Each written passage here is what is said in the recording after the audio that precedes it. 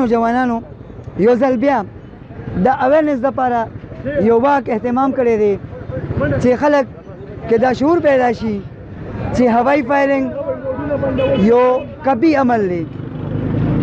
موږ سره موجود دی په دې واک کې د سوکنو مشر دی د پی ټی آئی د ضلع پېښور جوائنٹ سیکرټري هم دی جناب اجي صاحب حاجی محمد شهاب چمکنی صاحب. السلام علیکم جی. وعلیکم السلام. سر رستو ځل په سوکنو کې پاورپولي اختر کې یو فایر چونه کوم دا ځل هم تاسو به د خپلو کلیوالو ته څه وینا کول غواړئ؟ زه د خپل کلیوالو شکرګزار یم چې تیر ځلې زموږ ریکویسټ ایکسپټ کو او د هوایي فایرنګ نه اجتناب وکړو. دې ځل هم زه دا ریکویسټ کوم چې کم از کم زموږ کلیوال بیا د هوایي فایرنګ نه اجتناب وکړي او یو مثال قایم کړي چې موږ یو اویر او یو تعلیم یافته قوم یو.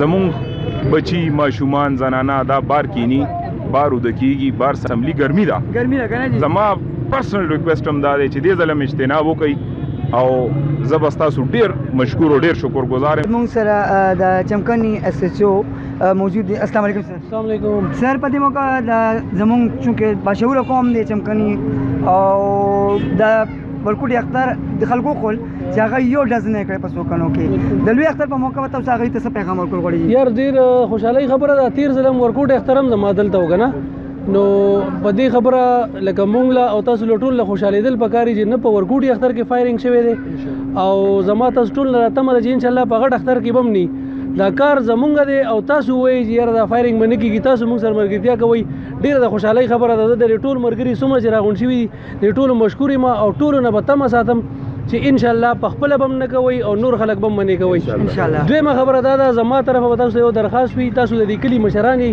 د کمیټۍ مشران یئ بیا که څه هوایي فایرنګ وشي نو که تاسو مونږ ته سړی په ګوته کولی نه شئ نو چې مونږ ونیسو کم سے کم هغوی پسې به بیا ضمانت کې نه راځئ.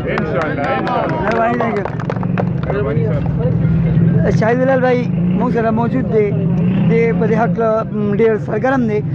څه ویل غواړئ دې قوم ته چې هغه رستونی تاریخ د ورکوټي اختر تاریخ دی بیا دورو کې یو فایرنګ ونشي؟ دې ځل زمونږ ایس پي صاحب خان زیب خان چې سوګنو کې موجود او هغه چې دا کومه ملک شاه خان مونږ کومې د اهل ذریعه کلي تنظیم چمکني او کمیټي چمکني او مطلب نور سوشل ورکرانو نو په ورکوټي اختر کې د الله پاک په فضل سره یو ډز چانو کړی نو ایس پي صاحب چې دا یو هیستري شوه چې په ورکوټي اختر کې ستاسو اختر موقع باندې چې هوایي فایرنګ ونه کړو.